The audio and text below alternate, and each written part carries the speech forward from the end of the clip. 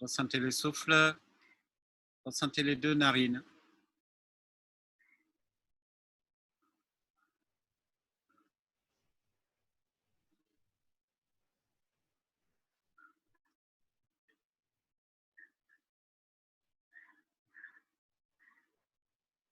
Ressentez le passage d'air dans la gorge.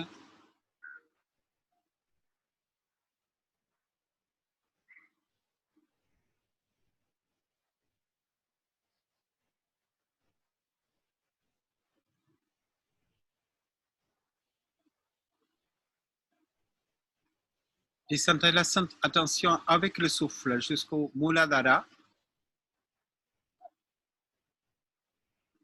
Un petit arrêt de souffle et puis expire. Remontez l'attention au sommet du crâne.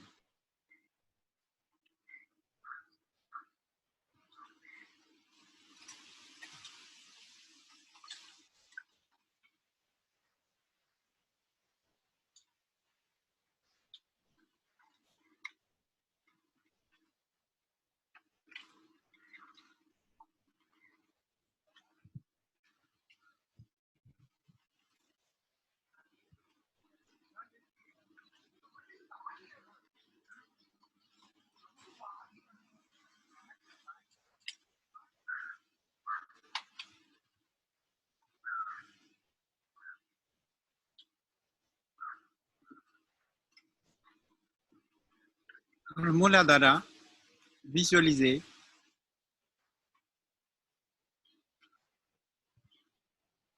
un triangle avec le pointe vers le haut et au milieu, un Shivalinga.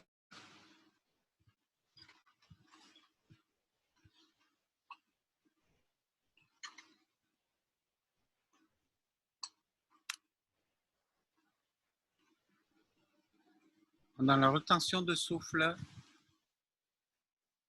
chantez le mantra Namah Shivaya.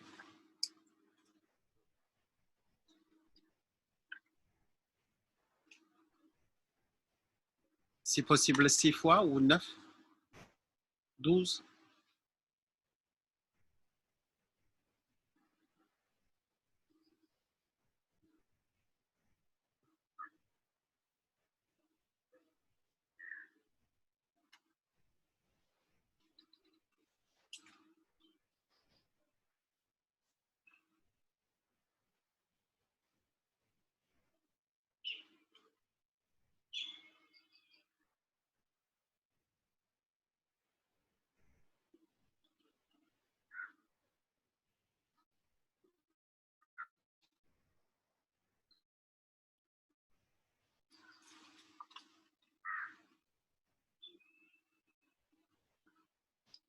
Ajoutez le Mula Bandha pendant la rétention.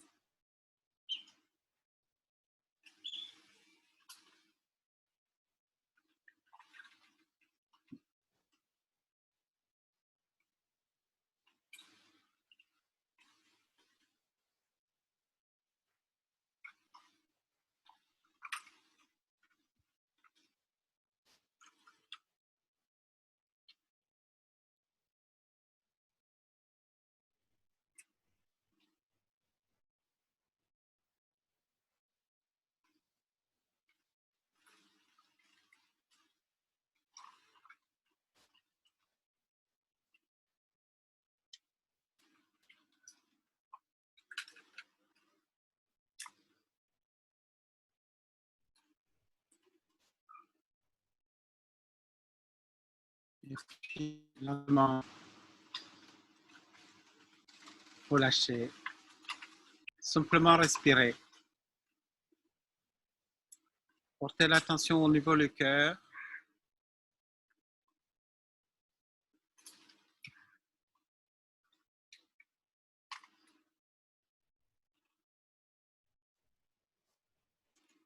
Om Shrim. Om Shrim. Pendant chaque expiration. Répétez ce mantra dans le chakra Anahata, le cœur. Om Shri.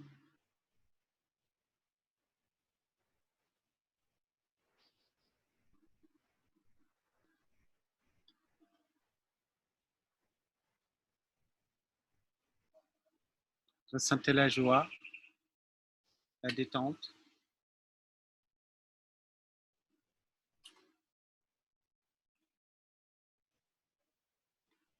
Et puis, lentement, ouvrez les yeux, chauffez les mains, frottez les visages, touchez le corps.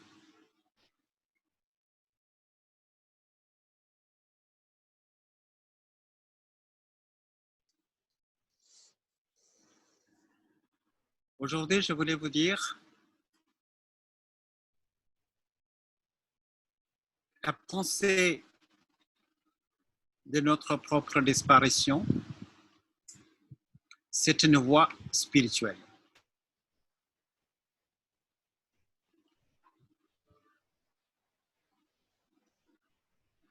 Considérez la peur de la mort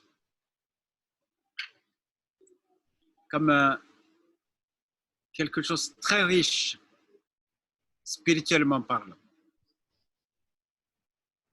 Souvent, on n'a pas l'occasion de le sentir. Souvent, on met notre disparition loin, loin. Peut-être dans 10 ans, 20 ans, 30 ans, on ne veut pas penser à ça. On cherche à ne pas penser, on s'éloigne. Ça, c'est quelque part dommage. Parce que la disparition de notre corps, la pensée de cette disparition peut nous aider à accéder très rapidement au Purusha.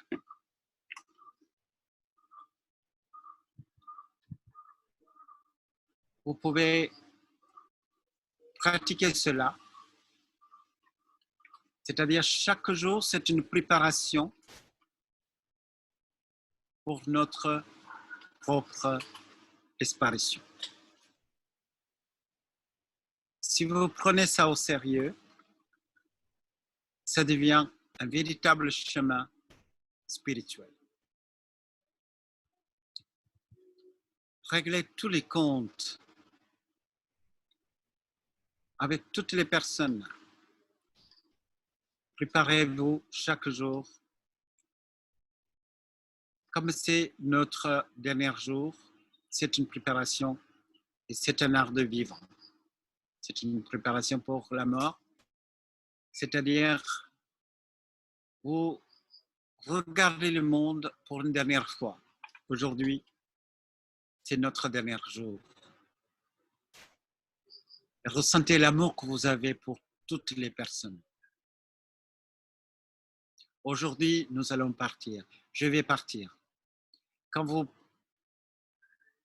mettez ça en tête, progressivement, vous allez voir, le monde devient de plus en plus joli, de plus en plus beau. Aujourd'hui, c'est le dernier coucher de soleil que je vais voir. Ou quand vous regardez chaque personne, chaque événement, chaque chose que vous vivez, mettez cela comme le dernier instant. Et là, vous pouvez ressentir la beauté de la vie. En fait, c'est comme ça que chaque yogi vit. Chaque instant, c'est son dernier jour, dernier instant. Voilà. C'est ça que je voulais réagir sur la question. Et comment toucher à notre peur profonde de mourir et la transcender. C'était ça la question.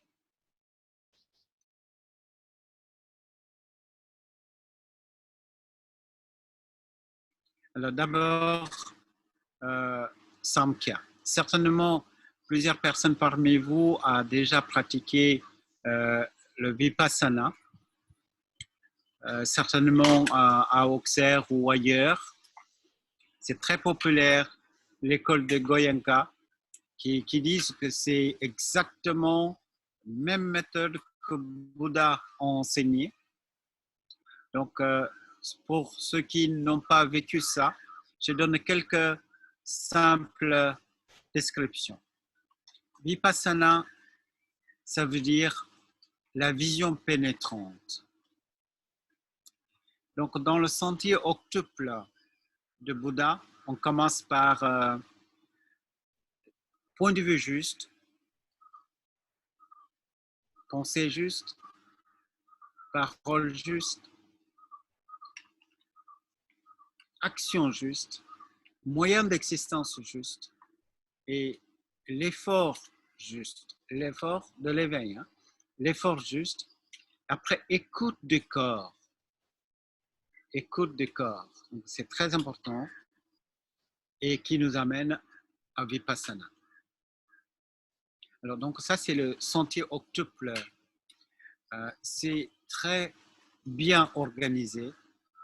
Ce n'est pas du tout comparable par rapport à le 8 membres de yoga. C'est comme on avait évoqué, bouddhisme, c'est simplifié.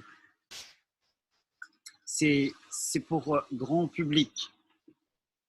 Donc, il n'y a pas beaucoup de complications dedans. Donc, on a une discipline mentale. Donc, ça, c'est le premier, c'est le point de vue. Comment vous abordez chaque chose, quelle façon que vous regardez, votre motivation juste. C'est-à-dire, derrière les gestes, il y a une intention. Donc, intention, c'est principal. Donc, quand l'intention est juste, ça nous amène une sorte de filtration de pensée. Quand l'intention est juste, la pensée est beaucoup plus ciblée. Quand la pensée est ciblée, les paroles vont être très ciblées. Quand les paroles sont ciblées, c'est comme un entonnoir. On devient de plus en plus concentré, précis. Et quand les paroles est très filtrée, épurée et juste, et l'action va être très épurée et juste. Et à l'intérieur de la champ de l'action que nous allons chercher notre profession. Alors, pourquoi Bouddha a enseigné dans cette façon-là? Parce que le vipassana ne peut pas vécu correctement si vous n'avez pas passé par tout ce chemin.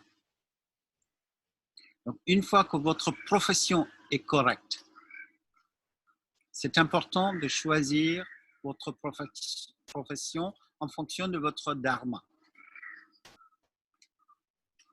Une fois qu'on est bien établi au niveau dharma, et là, on peut commencer à appliquer sur des méthodes.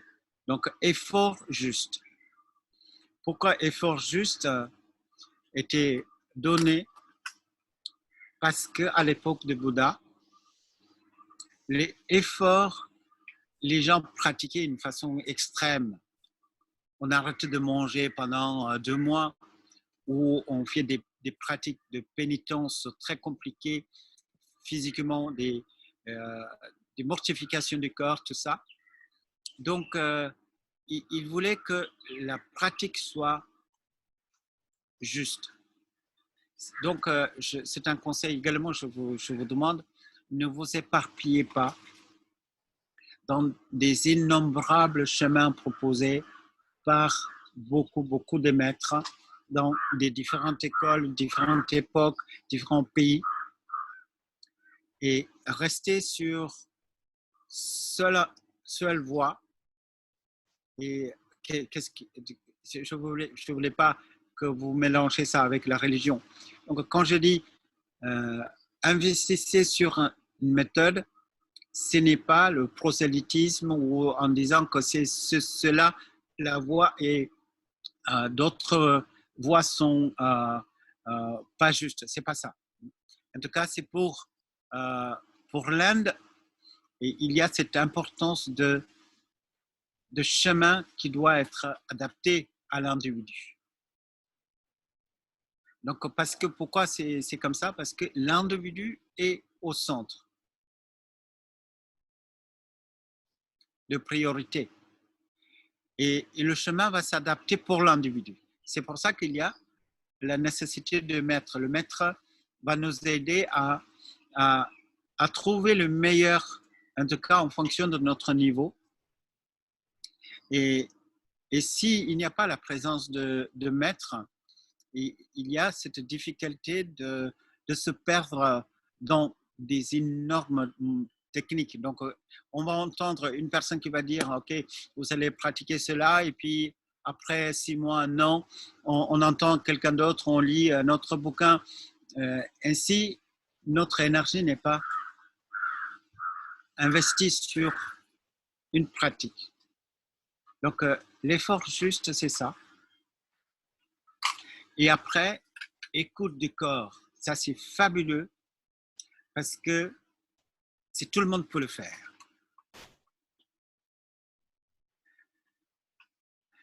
Quand vous écoutez votre corps, le corps qui est dans le présent, qui ne quitte jamais le présent, c'est la connexion, c'est le soutien pour que Manès peut sortir de toutes sortes de vikalpas et sankalpas et aussi tous les verbiages intérieurs, toutes les erreurs de jugement proposées par notre intellect, c'est direct. Si il y a un enseignement qui peut être dit en un seul mot, c'est écoute. Écoutez votre corps. Et simple écoute du corps prolongée va vous aider à sortir de toutes les illusions que le cerveau qui nous a fait vivre jusqu'à aujourd'hui. On va sortir du temps et l'espace. On va rentrer dans cet espace intérieur de la paix et la sérénité. En fait, ça suffit. Ce que je viens de dire, c'est assez. Vous avez toute la quintessence de l'enseignement. Mais souvent, pour que ça soit bien établi, Bouddha, il parle l'effort juste, point de vue juste, l'action juste, etc., qui va nous amener au vipassana. Donc, certainement, Bouddha a enseigné bien plus tard des Yoga Sutra et Samkhya Kariga. Donc, des gens étaient déjà perdus dans des multiples chemins. Donc, Bouddha a pu résumer tout ça. Et en fait, tous les maîtres, ils font ça. Même la Bhagavad Gita, c'est un résumé de tous les enseignements existants à l'époque pour que ça soit compréhensible pour le peuple de cette époque. Donc, il est tout à fait possible de pratiquer le vipassana dans cette façon-là. Et il n'y a pas de religion. Imagine à l'époque de Bouddha, il n'y a pas de bouddhisme. C'est le temps qui nous a amenés, c'est l'étude, c'est des écrivains, c'est des personnes qui pratiquent, qui veulent se distinguer par de multiples raisons. Et ils s'habillent d'une façon, un autre qui s'habille dans une autre façon, le bonnet jaune, le bonnet rouge, et tout ça qui nous fait en fait se perdre dans cette multiple enseignement. En fait, c'est pour ça que je vous invite d'aller vers l'origine.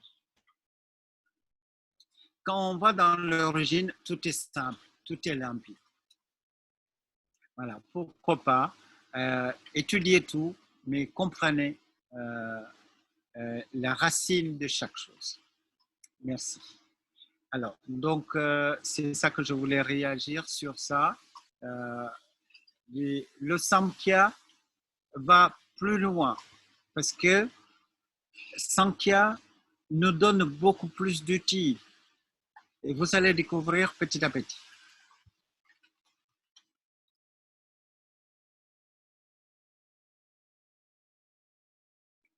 Le mot, si vous êtes en contact avec la tradition indienne, souvent vous pouvez entendre ce mot surrender. Tous les maîtres qui disent ça. Surrender. Surrender, se rendre. Se rendre.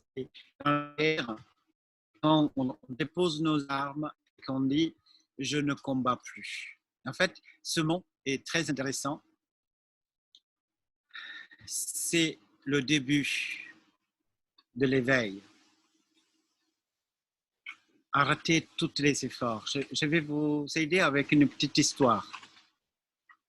Une petite histoire, c'est ça. Imagine qu'on vous donne une boîte. Et après, on vous dit, un peu comme l'histoire de Pandore, on vous demande, gardez cette boîte et que vous ne pouvez pas l'ouvrir. Et qu'est-ce qu'on fait? Donc, c'est ça notre histoire. Notre histoire, nous sommes face à un impossible, face à l'impossible. On appelle inconnaissable. Il y a des choses que je sais, il y a des choses que je ne sais pas, mais après, il y a une troisième chose. Ça, c'est l'inconnaissable. Et quand vous mettez face à l'inconnaissable, vous êtes en état de samadhi. Le clé est cela, c'est-à-dire arrêter toute forme d'effort. Ne fais rien. Donc ça, c'est devenu vraiment une autre voie, on appelle Sahaj Mar. Je ne fais rien. Cette inaction totale peut nous conduire vers l'éveil. Et après, on se dit, mais en même temps, on nous demande de pratiquer le yama, niyama, asana, pranayama, pratyahara, dharana, dhyana, samadhi, etc. Oui, c'est vrai, cela aussi est vrai. Il y a des choses que je peux faire, il y a des choses que je ne peux pas faire. Par exemple, je plante un arbre et je peux arroser, mais par contre, je ne peux pas faire fleurir. La floraison se fait automatiquement. Ce n'est pas moi. Donc, il y a certaines choses que je peux faire. C'est préparer ce réceptacle qui est mon corps, qui est mon cœur, qui est mon esprit. Et ce nettoyage de notre corps et l'esprit, ça demande volonté, ça demande l'effort. Et on peut préparer, on peut pratiquer. Ça, c'est OK. Et par contre, la réception de l'éveil, ça se fait automatiquement. On attend et rien d'autre. Cette attention passive qui nous amène automatiquement là où on doit être.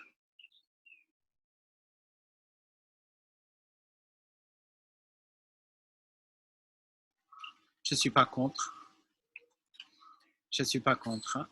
Pour les personnes qui sont capables de faire Bhujangasana, très souvent, c'est facile pour beaucoup et ça aide vraiment l'ouverture et sa ouverture de cage thoracique et la santé de colonne vertébrale. Donc, pratiquez au moins 10 fois Bhujangasana par jour et ça va vous garder votre dos en parfait état.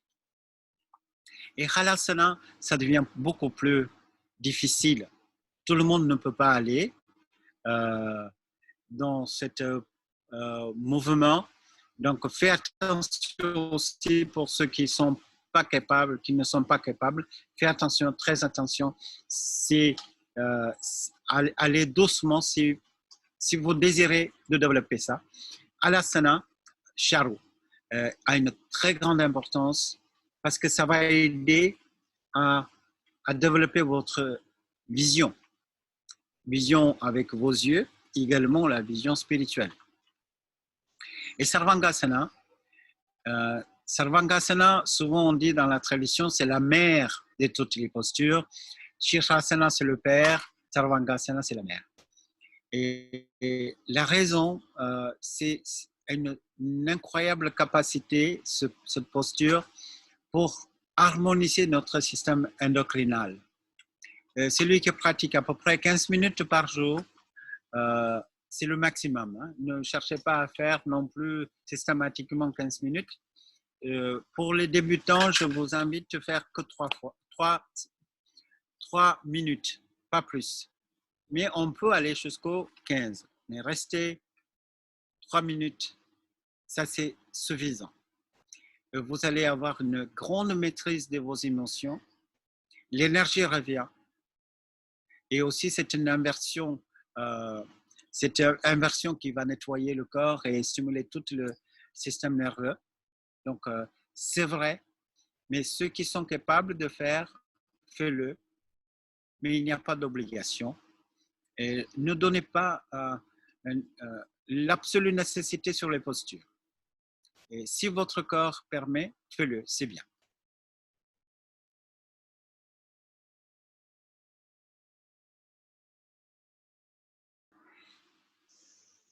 Pour moi, ça a pris beaucoup de temps pour comprendre le lien entre la liberté et la responsabilité. J'espère que ça deviendra clair pour vous également. Notre niveau de liberté dépend de notre responsabilité. La responsabilité, c'est la capacité de répondre. Hein. Donc, plus qu'on prend la responsabilité, plus qu'on a la liberté. Le niveau de responsabilité, c'est-à-dire, imaginez que vous prenez pour le créateur. Vous êtes le créateur, vraiment. Hein? Nous sommes le créateur de ce monde, de notre monde. Et observez la responsabilité derrière. Regardez le monde. Regardez, si votre monde est créé par vous, regardez le chaos que vous avez créé. C'est votre responsabilité. Hein?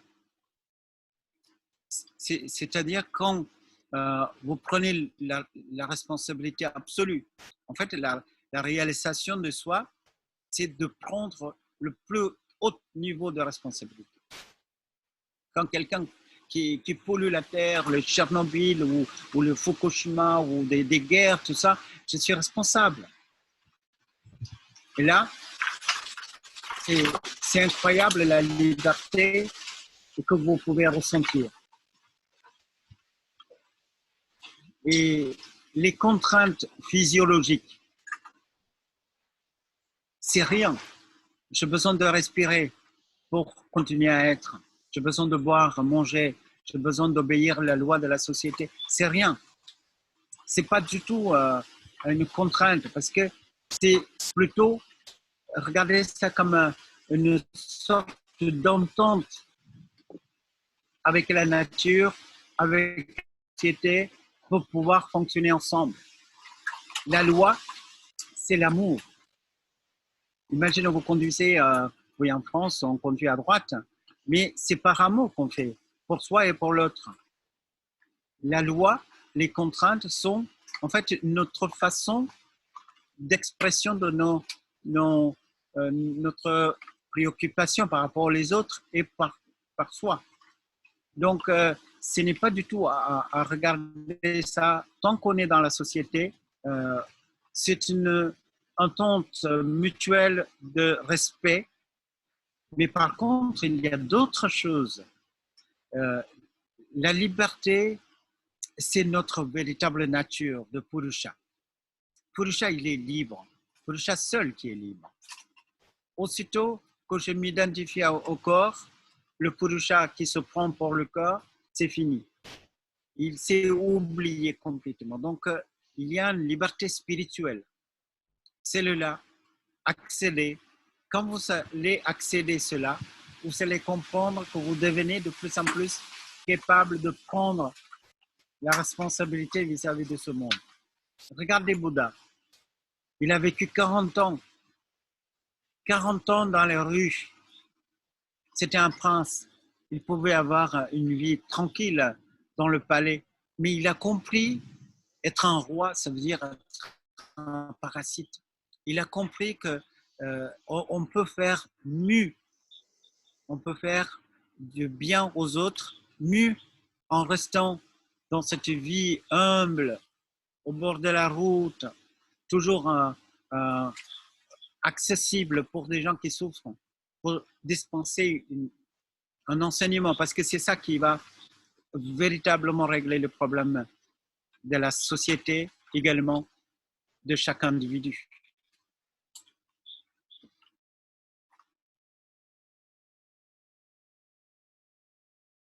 Les caractéristiques de manifester. Alors, donc, écoutez, c'est intéressant. Donc, au début, on avait dit, il y a trois choses. Quelles sont les trois choses? La cause du monde, qui est Mula Prakriti. Le monde manifesté. Donc, ça, c'est Prapancha, l'univers. Vous voyez ça autour de vous. Le troisième, c'est le témoin. Alors, quand vous distinguez ces trois, vous ne souffrez pas. Voilà, ça c'est la promesse de Kapila. Qu'est-ce que ça veut dire? Alors, vous regardez le monde. Ça c'est l'écran de télévision. Comprenez? L'écran de télévision, c'est-à-dire à travers les cinq sens, vous avez cet univers. Et à l'intérieur de cet univers, vous avez aussi votre corps, votre mental, manas, votre intellect, votre ego, et les possibilités de perception et action, le 23 principes. Le 23 principes. Ça, c'est notre univers. Kapila nous demande de regarder derrière le visible. Alors, c'est fabuleux. Fais cela. Il dit, si vous regardez le monde visible, derrière, il y a une cause du monde. C'est-à-dire, immédiatement, voilà, vous vivez quelque chose, une souffrance, peu importe, une émotion. Et derrière cette émotion, il y a le cause de cette émotion qui n'est pas l'émotion. Le non manifesté. Donc, ce qui se passe véritablement, on va obliger notre conscience de diverger. Une partie de notre attention va scanner l'univers, une autre partie d'attention qui va se séparer de celle-là et qui va aller derrière l'écran. C'est-à-dire maintenant, on ajoute deux dimensions dans la perception. Donc, je vois ce monde et puis Kapila nous dit, ça c'est le Prakriti qui se manifeste. C'est le Mula Prakriti qui se manifeste en tant que l'arbre, en tant que le soleil, la terre. Alors, donc, le cerveau, au lieu de prélever les données à travers les cinq sens, il va ajouter dans la perception un autre facteur. C'est-à-dire chaque expérience, et il y a un dénominateur. Cet dénominateur commun de toutes les expériences, c'est Mula Prakriti. Le dénominateur commun de toutes nos expériences sensorielles ou bien intellectuelles, c'est Prakriti. C'est-à-dire dans chaque chose qu'on vit dans notre vie, on va pratiquer en fait cette étude de Samkhya va nous donner une profondeur, mais c'est invisible, mais une profondeur est ajoutée dans chaque expérience. C'est un peu comme un tableau, il y a le cadre. Le tableau, c'est une peinture de quelque chose, mais le cadre, il n'y a pas de peinture dedans. Là, il y a un embellissement. Pas seulement un embellissement, c'est incroyable la différence un tableau avec un cadre et sans cadre. C'est-à-dire, dans votre expérience de vie. Maintenant, une fois qu'il y a ce cadre vient de poser, où un arrière-plan devient visible, immédiatement, vous avez la liberté. Votre liberté s'élargit.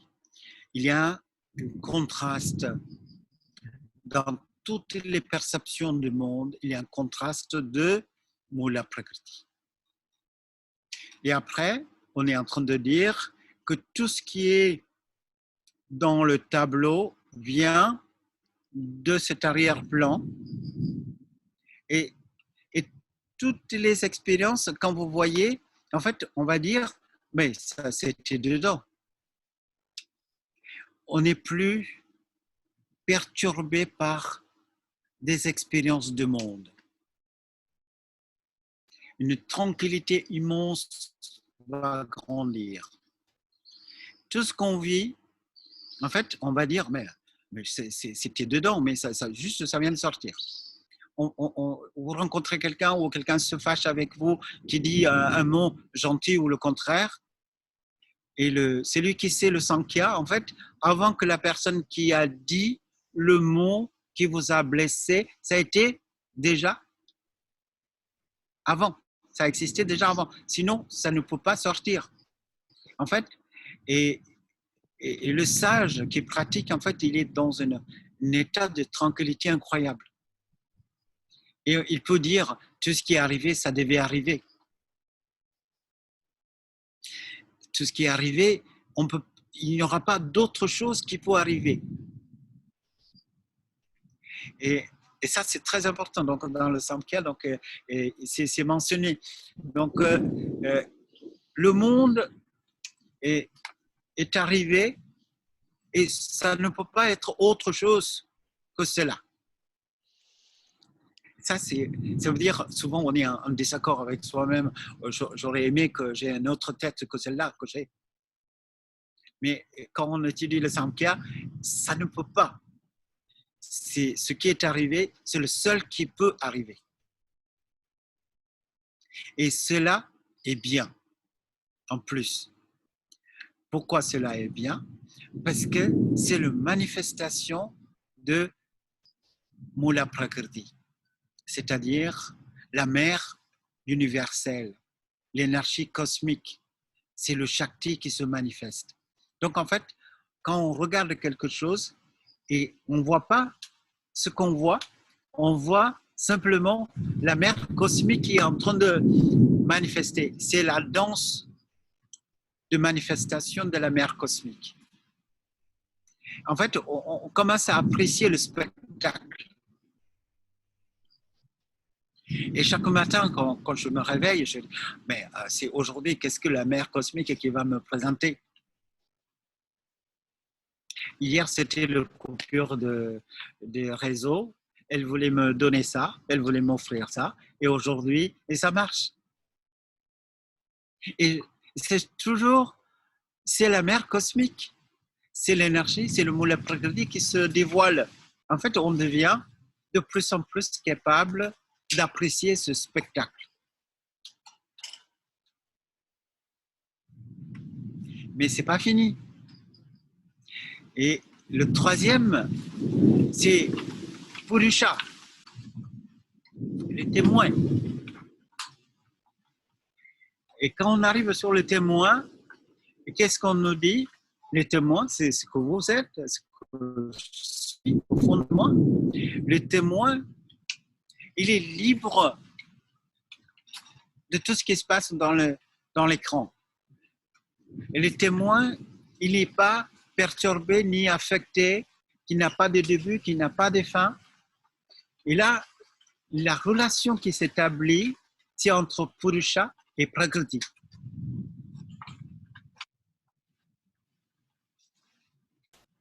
Le Purusha et Prakriti, ce n'est pas le sujet de nos cinq sens, mais deux choses invisibles. Un qui est Prakriti invisible, mais capable de faire tous ces scénarios cosmiques, les étoiles, le soleil, les chants des oiseaux, tout ça. Mais on va rencontrer C'est incroyable principe qui est capable de faire ce spectacle. Et Purusha, lui, il devient libre. Il s'identifie plus sur les outils ou les appareils de perception, ça veut dire notre corps. Il se détache de plus en plus et par la méditation, on va comprendre que la conscience pure qui est Purusha. Et puis Prakriti, qu'est-ce que c'est? C'est le contraire de Purusha. C'est le plein et le vide qui se rencontrent. C'est l'emboîtement total. C'est la félicité où on arrive sur la dissolution totale de cette trilogie. Ça veut dire le monde, le cause du monde et le témoin. Les trois deviennent une seule entité. Là, c'est l'extase que Kabila qui nous propose. Voilà, donc c'est ça que je voulais vous dire aujourd'hui. Retournez encore à lire toutes les différents arguments et vous allez vivre ça pour vous. Alors, il pleut ici, donc je vais me précipiter pour aller à l'intérieur.